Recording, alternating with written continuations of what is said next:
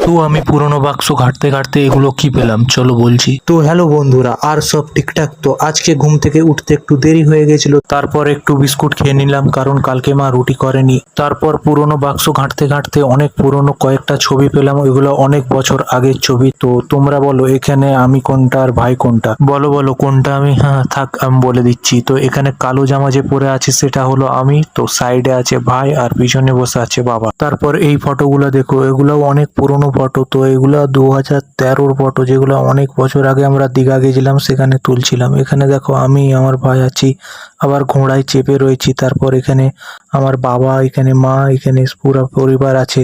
তারপর আমার ভাইকে দেখছো এখানে কত দুষ্টু লাগছে। তো পুরোনো ফটোগুলো দেখে মজাই চলে এলো। তারপর আমাদের দুটো ছাগল দেখাচ্ছি তোমাদের, যেটা বাবা কিছুদিন আগেই কিনেছিল। তো এই যে দুটো ছাগল, এর নাম লালু আর এর নাম কালু, দুজন ভাই ভাই। তো আজকের জন্য এই মিনি ব্লগটা এতটাই, দেখা হচ্ছে অন্য কোনো